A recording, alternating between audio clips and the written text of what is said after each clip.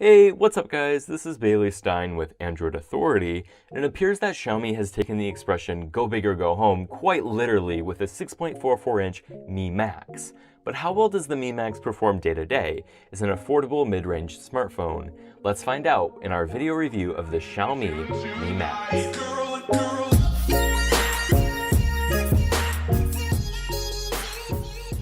There's nothing particularly shocking about the Mi Max's design, and that's not necessarily a bad thing, as the phone's aluminum construction gives it a premium look and feel. Some design aspects make the device easier to use, like the side tapers on the rear and the perfectly positioned power button and fingerprint reader. The top and bottom plastic caps, which presumably house the phone's antennas, are fairly continuous with the rest of the design in both color and feel. They do seem to be the culprit of some creaking noises while holding the phone, however, and maybe a major cause of the phone's weak structure. It bends with just a bit of pressure, which is disconcerting to say the least. The Mi Max's poor build quality shocked us, as Xiaomi has generally done an excellent job in the past, at this and even lower price points. The Mi Max's 3 illuminated capacitive keys sit on a very slightly curved 2.5D glass and follow Xiaomi's standard layout. The display's side bezels are notably small, although we do wish that Xiaomi would reconsider the use of a black border around the display. The Mi Max's standout feature is definitely its large display, and at 6.44 inches, this phone is undeniably huge. The size definitely requires a few changes in how you use your smartphone, but in exchange for a superior media consumption experience. While it would have been nice to see Quad HD here instead of 1080p, the display on the Mi Max still looks great with good viewing angles and accurate color reproduction. Sunlight readability is a tad below average, however, and the sunlight mode decreases the display's contrast significantly. On a positive note, the glass is coated in Corning Gorilla Glass 4, which we don't see very often at this price point. As has been the case with other Qualcomm Snapdragon 652 devices, the Mi Max's day-to-day performance seemed comparable to phones with higher-end chips like the Snapdragon 808. Xiaomi's custom software, MIUI, runs very smoothly on the Mi Max, and the base model's 3GB of RAM is generally enough for multitasking. There are different models available as well, although we do not imagine the real-world performance differences to be significant. Unless you're importing the Mi Max, you can expect 4G LTE speeds and great call quality. If you're in the US, the Mi Max will still work on AT&T and T-Mobile, but it will be limited to receiving HSPA Plus speeds. It is unlocked and dual SIM, however, and you can expand the phone's storage up to an additional 256GB with one of the SIM card slots. The fingerprint reader on the back of the Mi Max is accurate and, in our experience, just a hair faster than the one found on the Nexus 6P. Xiaomi does seem to have taken a step backwards with the Mi Max with the return of micro USB. The decision to not use USB Type-C is a bit puzzling at this point, but it may be appealing to those who are still using the older standard and do not want to purchase brand new cables. The Mi Max's single speaker can be found just to the right of the charging port, and it sounds pretty good, only slightly distorted at higher volumes. It would have been nice to see front-facing speakers, as they generally offer a more immersive media consumption experience, but side firing is still better than rear firing.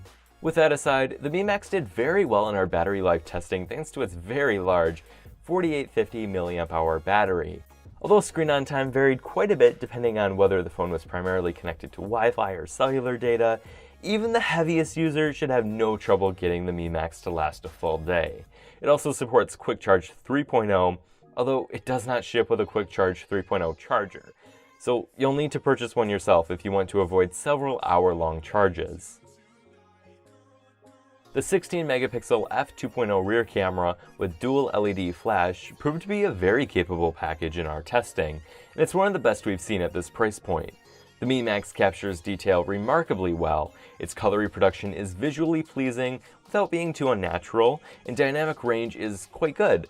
It's not perfect, however, as we found the phone's autofocus to be too slow and finicky for a considerable number of situations. Even when holding the device and subject still, the Mi Max would slightly miss focus more than we would normally expect. It also tended to over-sharpen images to the point of recognition in certain images. Low light performance was about average for the price, meaning that you won't be able to reliably count on the Mi Max for a good image in darker environments. We've covered MIUI's camera app quite extensively at this point, but I will mention that it's pretty easy to use while also offering manual control for those who wish to take advantage of it. And that brings us to Xiaomi's also well-covered custom version of Android, MIUI 7. Thankfully, it is shipping with Android 6.0 Marshmallow, and users can look forward to many UI and functional improvements with the MIUI 8 update, which should be released within the coming weeks, and actually automatically found its way onto our unit in beta form. MIUI has received many mixed reviews from Western media, as some have criticized it for being too similar to iOS, while others have praised it for the amount of polish and coherency it offers. After using it day to day myself, I think it's a great alternative to stock Android, especially for users who wish to customize and tweak. The stock apps are well designed, the UI is remarkably responsive, and the ability to do things like restrict data for specific apps is invaluable. To top it off, MIUI receives weekly updates, so you'll be getting bug fixes and new features very often. With all of that said, the software experience for those importing the device is far from perfect. Reseller-loaded bloatware, a hellish bootloader unlocking process, and missing Google apps are all major hurdles that importers will face. Even if you do get Google Apps up and running with the installer app from the Mi App Store, there are still issues to be had. Random Google app crashes, Google Now issues, failure to place calls with Google Voice, and the inability to do things like consume DRM-protected content can make the experience less than ideal for Western users. The Xiaomi Mi Max is now available in China in a number of different models, starting at 1499 yuan or about $228. Each model is available in either silver, gold, or dark gray. While the Mi Max may not be the best fit for the average smartphone user, it's a great option for those looking for a very large device on the cheap. While we were disappointed with the device's build quality, found the imported device software experience to be annoying in some ways, and wish that the phone would come to the US, the Mi Max still has quite a lot to offer for its price. Its impressive camera, excellent battery life, and smooth performance are all great reasons to buy this phone. The mere size of the Mi Max does feel like uncharted territory for Xiaomi, and that's clearly reflected in areas like build quality.